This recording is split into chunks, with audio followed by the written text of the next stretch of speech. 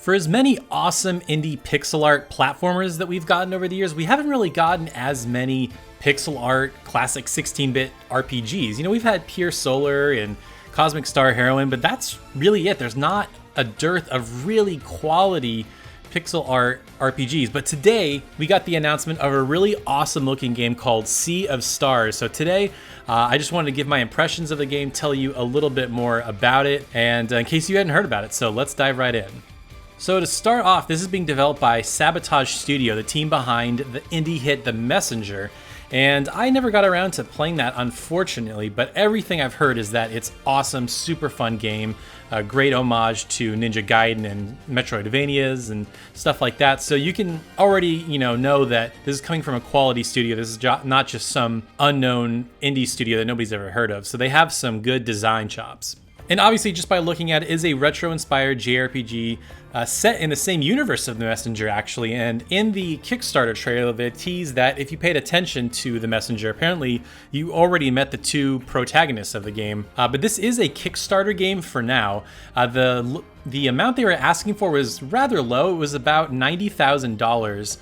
They're a Canadian studio, so maybe that translated a little bit differently, but it was about $90,000. And they, of course, in day one, they already hit it. It's way past their goal. And they've said they're only a few months into development, despite all the amazing stuff that they showed in this trailer. And they said they're planning for a 2022 release for PC and consoles. Now, they didn't specify which consoles, because obviously next gen is like at the end of the year, so they don't know if those consoles are going to take off, but they said they're going to listen to the community and see what they want and kind of act accordingly. But if I had to make a guess, it'd be the next gen systems, and then this feels right at home on the Switch. So, if the Switch is still kicking around in the next 2 years, which I imagine it will be, then I can guarantee you it'll be on that platform for sure. So let's move on to the actual game. Like, what does it play like? What kind of JRPG is it? So apparently this game heavily revolves around the sun and the moon. The guy character, his name is Zale, is a son of the sun. A son of the sun, I think, is actually how it is. And then there's the girl named Valere, and she is apparently a daughter of the moon. So you have this ability to dynamically change from day and night cycles, and there's bits of that in the trailer where it shows an area and it shows it dynamically changing from day to night, which is really impressive in a pixel art game. So I was listening to the Easy Allies preview, and they got a chance to watch an extended demo, and they said that the developers were doing some quote-unquote black magic to make this dynamic lighting happen. And this lighting affects a lot of different things, like when characters appear on certain areas, how this affects puzzles, like you can only access certain areas depending on the time of the day. So this seems to be a really big aspect of the game, and it just looks incredible. Obviously, that's the first thing that grabs you. This pixel art is absolutely incredible, and this lighting system takes it to a totally different level. So it looks incredible, at least if nothing else. So, of course, in any JRPG, what is the combat like? So, it takes some inspiration from quite a few things. In the combat itself, it seems to take a lot of inspiration from recent throwback RPGs like Octopath Traveler and Bravely Default in a couple different ways. So in the first way is destroying locks on enemies. So they showcase this in the trailer where an enemy is casting a spell, and they'll have these icons above them that are called locks. And basically, you do a certain attack and it will break the locks. So, and if you break all of them, it'll cancel the spell. But if you only do a couple, then it'll diminish the spell itself, and it won't hit as hard if you don't have the opportunity to break all the locks. Think of Octopath Traveler. Obviously, there were weaknesses. Like if you hit all the weaknesses, then it would break the enemy, and they're easier to attack. So it's a very similar system. And much like Bravely Default and Octopath Traveler, they have a system for these orbs. So you do regular attacks, and you can generate these orbs, and then you can save them, and it will double the effect of any action. So defending, attacking, healing, whatever, and you can save these whenever you want. So again, kind of like storing up turns in Octopath Traveler and Bravely Default, they have a very similar system. And so another thing that takes inspiration from in the combat is Super Mario RPG and a little bit of Legend of Dragoon, in that you have to do timed hits. So depending on when you're swinging your attack, you have to pay attention to the animation to hit it just at the right time, and you'll do extra damage. There's this scene where the female character Valere is kind of throwing this like boomerang back and forth, and I'm assuming you have to time that properly, and it'll keep bouncing that boomerang back and forth between you and the enemy, and it'll just keep hitting and keep doing more damage. And then also for defending. So when they attack, they were saying in the Kickstarter trailer, they're like, if you're fighting a boss and you feel like you're getting your butt kicked, maybe you just need to time your button presses a little bit better. So if you defend, you can not take as much damage, and then when you hit, you deal more damage. So they're trying to avoid random battles just being brainless and you're not thinking about it. So they want everything to matter.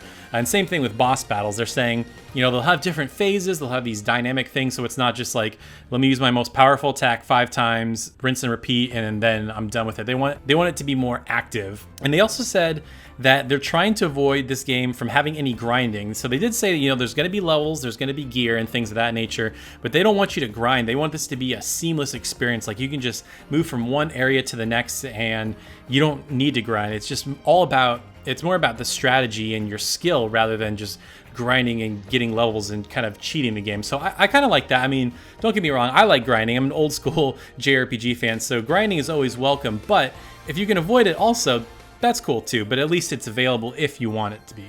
And now let's talk about exploration a little bit. So of course, it's got a classic world map overhead where you can explore different things, and they didn't show a ton of it, but you can see that it's there, and they did say that it's going to be there. And then they said that you will be getting a ship, like a boat ship, and you can sail across the ocean. And not only is it just used for transportation to get from one story beat to the next, but there's like side areas and hidden items and sunken ships and all these types of things that you can find.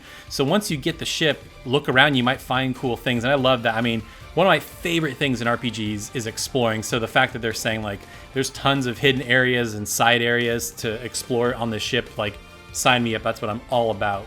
And then in the actual areas themselves, they called it unshackled traversal.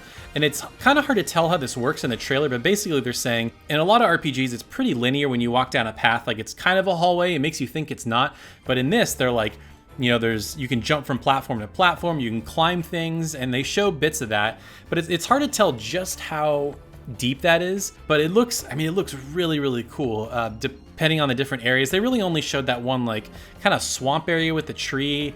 But the fact that you can climb things, jump off things, swim, it just gives you more freedom to explore, and I really love that. And then the last bit of information that they wanted to share was that there are going to be 6 party members in total.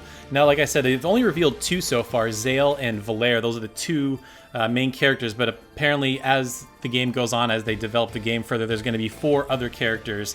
And they're saying, abilities will have synergy that will work well depending on which party members are in your party, but they probably haven't got there because, like I said, this game has only been in development for a few months, so they don't have all those characters fleshed out and designed and all those, elements put together, but that's something they're striving for, and that's pretty cool. I mean, I think 6 party members is a little low, but considering this is really an indie RPG, the studio is only 16 people, that seems like a good amount to have, and enough freedom to where you can trade back and forth. I mean, Trials of Mana only has 6 party members, and that's that's from Square Enix, the big boy. So, 6 isn't really too bad the more I think about it. So really, that's all there is to share at this point.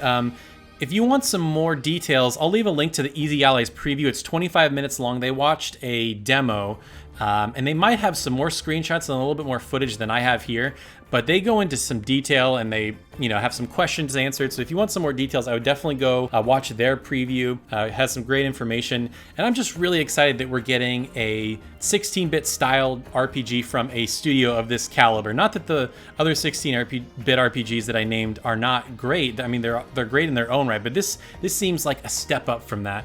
And I don't know, I'm really excited. I think it looks really, really cool. Unfortunately, we're gonna have to wait a couple years, but hey, we got a packed month coming up. We got plenty of games to keep us busy between now and then. So anyways, guys, I'm very curious to hear what you think. Did you see the trailer already? And if this is the first time hearing about it, what do you think? Are you excited? Are you going to back the Kickstarter? Anyway, I just want to hear all your thoughts. I'm excited to talk about it with you in the comments below. And I also want to say thanks for watching my videos this week. The views have been way up compared to videos in the past, and that might be from the coronavirus and everyone's quarantined. They're just watching more videos. Whatever the case may be, I really, really appreciate it.